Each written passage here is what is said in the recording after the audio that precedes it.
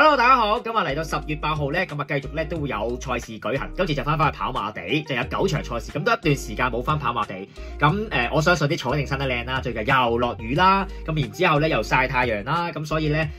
我諗啲草生得靚咧，私家山跑度會唔會話前置馬會有啲優勢，或者貼欄馬啦嚇，大家要留意啦。咁啊，照舊都揀翻一場賽事同大家分享啦，第9場3班1200米，我覺得呢場嘅賽事咧有好多隻神操觀感係好狀態嘅馬放咗喺度啊，咪過往跑馬地嘅尾場都係精彩嘅。係啦，咁我先嗱有兩隻馬，我諗我都唔需要多講，大家會揀嘅。嗱，好狀態嗰隻咧 fit 開嗰隻咧2號嘅勇霸龍啦，今次亦都排咗個好嘅檔位啦。咁啊呢隻馬上次亦都贏得輕鬆啦，咁所以成件事咧都係好順暢。底下咧我諗4選你都要揀佢嘅。而另外一隻就係上嚟跑3班嘅5號天外迎天啦，呢啲馬都好後生，你上季贏完4班，今季一出再贏4班，咁其實呢啲馬我相信佢只要保持進步嘅話咧，喺3班都好快會有突破嘅。咁啊諗下啲配腳啦，我覺得6號嘅川河洞區雖然個檔位就唔算太過理想，但係佢係一隻會擺喺前走嘅馬嚟嘅。咁啊埋門試過大閘咧轉咗由大型馬房，我覺得都冇乜點太大走樣，咁所以呢啲川河洞區要留意啦。另外亦都有一隻，我喺度諗緊佢會唔會都轉一個跑法，因為個檔位都唔太理想，就7號嘅勁進非凡。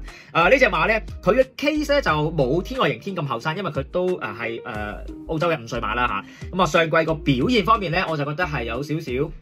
起起伏伏咁樣啦，咁但係我覺得神操觀感喺暑期嚟睇呢隻馬咧，我覺得佢個狀態咧係比上季好咗好多，咁係個檔位唔算話太過理想，睇下會唔會話都積極少少去等喺前邊啦嚇，咁如果有啲賠率，大家都可以兜下。而另外就數翻嘅10號嘅樂勝天下啦，我會再跟多一次嘅，畢竟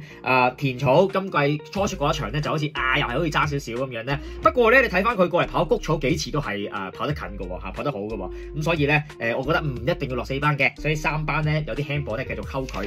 咁啊，然之後咧，再數多一隻咧，就係4號嘅嘉樂龍區啦嚇。今次亦都叫做排咗個一檔，就叫做初出啦。埋門試咗2課閘咧，我就覺得一課閘就比一課閘好嚇，但嗰課細閘咧就係最靚仔嘅嚇。上季我都試過不斷去揀呢隻馬，睇下有冇機會可以即係跑入嚟咧，因為我覺得佢係一隻爆炸力幾好嘅馬嚟嘅。不過咧，我覺得幾次咧都係可能有啲嘅際遇上面唔係咁好啦，所以發揮唔到出嚟嚇。睇下今次一檔得唔得？咁所以呢場嘅賽事咧，我就會揀2號嘅勇霸龍、5號嘅天外迎天兩膽拖4腳4龍彩。今次第一隻腳咧4號嘅嘉樂龍區啦，跟住然之後6號嘅川河洞區、7號嘅勁進非凡同埋10號嘅樂勝天下兩膽拖4腳複式啦兩膽，睇下有冇機會可以幫到大家。好咁如果大家想睇下富仔其他場次嘅推介或者職場沙圈嘅 fit 馬咧，咁記得要加富仔嘅賽馬群組支持下富仔嚇，少少嘅支持咧就有8個賽事日㗎，希望大家撐起富仔啦，因為都好辛苦㗎，其實做呢條路好多功課咧都係血汗心機嚟㗎，希望大家多多支持啦。好，下次咧再同大家分享，拜拜。